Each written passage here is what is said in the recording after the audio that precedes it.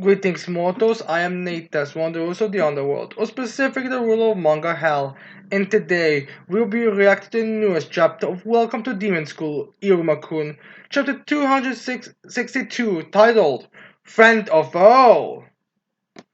Well, considering how the power balance is going on right now, and considering that who appears, I feel like it makes more sense to be a foe than a friend, since you know there's such a big gap of power right now as it stands. Like, Adore is in a severe disadvantage. Like, not only does he have an entire group, a bunch of people who are highly skilled out for him, not only is the hostage situation currently being reduced to one group, by the way, since Alco was probably already in that residential area, but now even Shida, the closest to an ally that he has, is gonna try to save face with the teachers to remain, working there essentially. So, needless to say, at this point, the Tori needs a friend, aka a foe for the rest of the characters. But yeah, anyways, let's get into this chapter and see what we have to do with. So, anyways, we start this chapter off with where we last left off with Shida kicking a toy, although it seems like she's in a bit different of a situation. So yeah. And we also get a shot of actually seeing how the kid looks like from the point of the damage, because usually kids are kind of, you actually don't get the true impact. But here, it seems like she like went with the heel right into his, well, I would say his bag, but it looks more like honestly, it looks like she actually straight up bended his back into her left side. Like, you can actually even hear the cracking. Like, I don't want to say this is the most damage that Atori got so far, the most painful one, but I mean, I want to say this is like easily some. This is easily like some of the best hits, some of his best hits that Atori got. Anyways, after that hit, we actually see that a toy got sent into a wall, just like a big bam, as Shida is holding Iruma in one hand, and then she has like a mirror like, "Are you alright?" Although she also has a whole, "Are you alright?" So yeah, as then we have a toy, well, Iruma be like, yes, she," and then we have a toy screaming, Shida, how dare you? As she immediately like knows that. I'm not sure this is supposed to be you were supposed to play dead now, Toy, or if she's just like shocked that she was actually able to stand up there. Again, I'm not sure how much that actually goes for straight up power because it's not really explained, but I'm guessing that's more she just surprised more that Atoy like was able to keep standing since she was always so beaten. So here, then we see a toy how he's angry as he's screaming Shida as Shida looks ready for battle. As then we immediately get a bunch of fire being blocking their path as we get some roaring as a toy looks up in the air as he sees Infant all there all cool as he has his familiar up there as he's smoking, looking down at toy as Infant says, "Yo, intruder." As then the infant's familiar goes there to hit the floor, and Ato is able to dodge it, but he does get some on his right side. He's like, "Oh shit, okay, this is kind of concerning." But Ato is still able to avoid the majority of the fire, as then we see a vine coming and basically breaking Atoi's speed of movement, as we see like a bunch of plants with Gatling gun, which means that Susie Sensei is here. As then she's like, "Yes, you're not going anywhere." As she has like a bunch of the Gatling falls ready. As then Atoy falls on the ground as he's laying basically on the floor. But he takes it around himself as he's in Mononoke, Dojo Sensei and Healing Sensei. Which kind of surprised these three were together, approaching together, since I thought Mononoke and Healing Sensei were, I get why Healing Sensei and Momonoke are together because they were in the same area, but Dojo Sensei was somewhere completely third. So yeah, as they would get this epic battle of all of the teachers surrounding Atori, as it's like just the doom stuff, like, yeah, he's not getting out of here. Like we see the getting flowers, we see Monica putting her one out, we get Infinite in his fire. Toad Sensei seems to have some kind of weird torture device, and Killing Sensei just has his hand up. I don't know, maybe he wants to. I don't know, maybe he has some kind of attack spells that we haven't seen. I mean, he probably does have, but I don't think it was ever taken off. Anyways, to come off the sheer one-sided nature of this, we get someone stepping from the shadows as the teachers are all there giving Atoy the death stare. As we see the figure is Sullivan walking there all seriously. As they we see Oppa actually looking like he's like, alright, time to for seriousness. This is approach. This is a serious matter. As he's continuously bowing before him. As they have sort of be like, too bad. As there we have Sullivan taking a looks around as he looks to different stare as he sees Iruma there with Asmodeus and Shida the around him or Shida in front of him and Asmodeus behind him. So I guess like get the general idea of what's going on as yeah. I think even though Sullivan probably doesn't know what exactly happened, he can tell he was putting Iruma in danger. And honestly, not gonna lie, this is another one of those shots that just amplifies how much younger Shida looks like. Like here, it looks like she's badly old. Like she looks like she's almost as much older than Ameria is. And I can just tell that Shida here is more worried about like, oh shit. I hope that I'll be able to get out of this. I hope I won't be attacked as well. Because I mean, Yuma and Asmodeus look more like confused, like what's going on. But she's like, "Oh shit!" So yeah, anyways, then we have Solomon looking, saying back at the door, is like, got a bit carried away, didn't you?" As in, like the shivers start to go on all the students. Like we see Jazz, Vine, and Zeza, be like, "What?" Of this pressure, which is pretty much more just let's be real here. As then we had like a bunch of the bunch of black fog coming below Sullivan. As it we get in the next a double page spread of seeing what his black fog actually there. We see like this giant kind of like a snake like figure with three eyes coming there. I guess that's not his familiar. That's probably just his like magic or something like similar to Cargo's curse or something. As they we see that thing like gouging on a toy as it's like as the toy's in the mouth. As Daniel Stewart was like trying to be all calm, he's like, Atoy-kun, I'll have you tell us everything. What was it you were after? So the toy's looking down at them.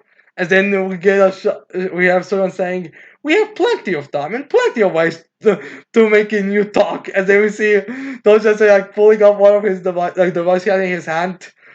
And he's like, oh, giddy by that sound as hitting Katsa, and you feel like this is now time for this joke. As there we have so I'm saying, so let us welcome you again, this time as an enemy of Babylus. As Ato is like looking down the same way how he did when Bal tied him up previously with vines. As they have a toy be like hee as he starts to laugh as the toy starts laughing and saying out loud, after everything I've done, you're letting me live and you want to talk?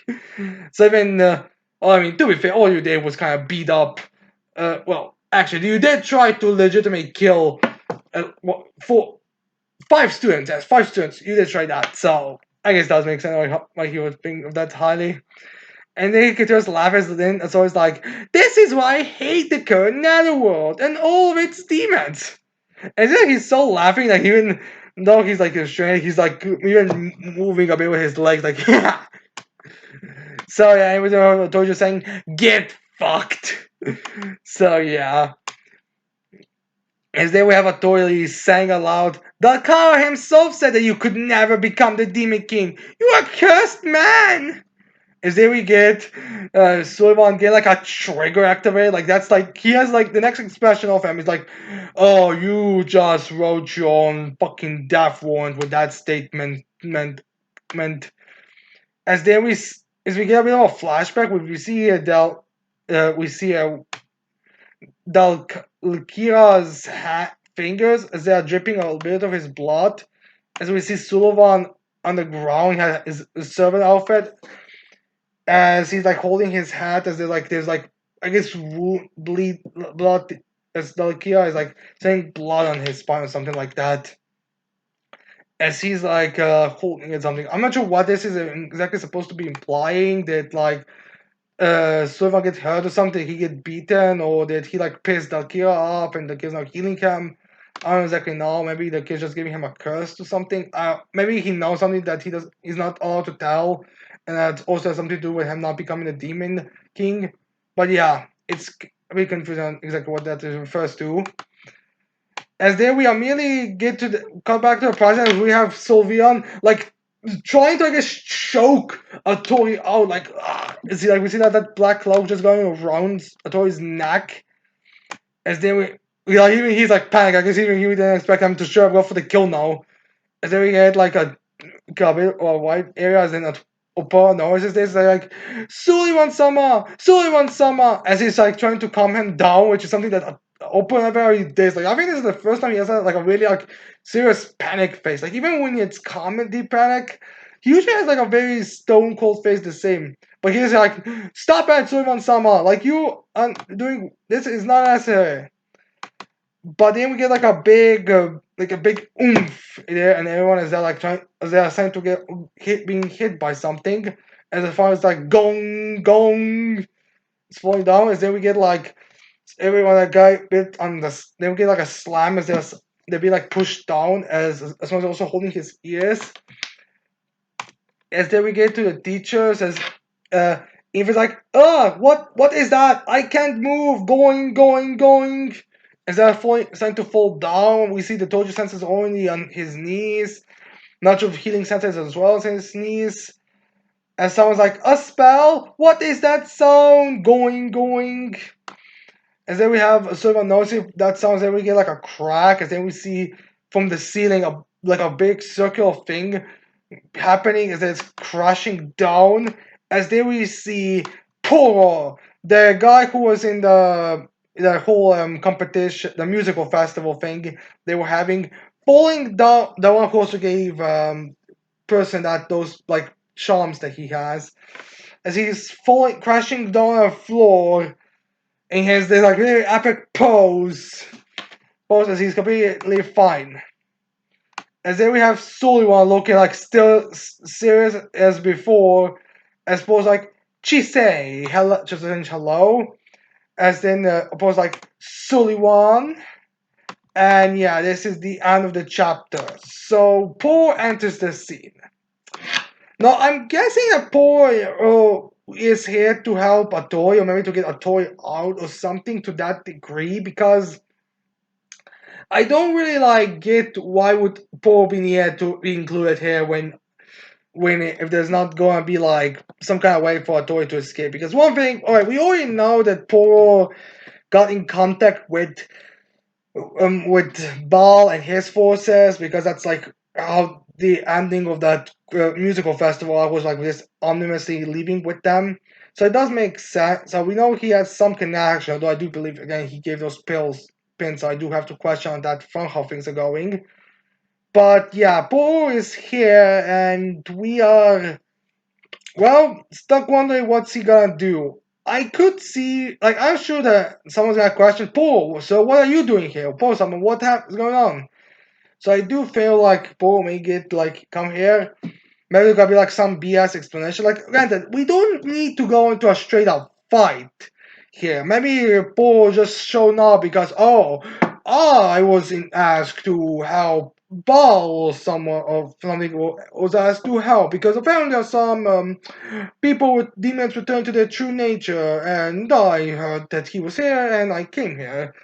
And it seems like that you pretty much handled it. And it's gonna take, or is it gonna be something else? I don't really know for certainty what's gonna happen. But yeah, Paul is now here. And we're either getting the battle. I would say we are either getting the battle between Paul and Sullivan next chapter, or we are getting a focus on, or Paul is gonna get away, find a way to like get the story out without like revealing too much. So yeah, that's pretty much it for this chapter. All in all, it's a pretty I said I'm way in a way a fight chapter with not much fighting, but also a pretty decent chapter. Nothing all that special. Just basically what the problem with this thing was like there's too many teachers in the same place, so Naruto is in danger, and yeah, we're pretty much just getting like the after demonstration of that by having a toy be completely surrounded by teachers and possibly getting find a way for Shida to find a way to cover to for multiple teachers to see.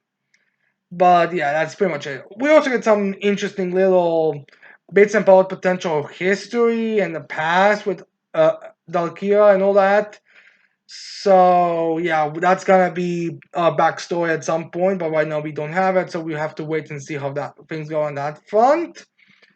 So as for the next chapter again, either a fight or just a way to like wrap things up that's gonna be like keeping Poor on the good side, but still, not know that he's working for the bad guys type of thing.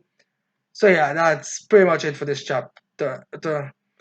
So anyways, I hope you like this chapter reaction. I hope you leave a like and subscribe to the channel for more videos in the future. Don't forget to also post your thoughts in this chapter in the comments below. And with that said, I cannot wait to see all the mortals next time. Goodbye.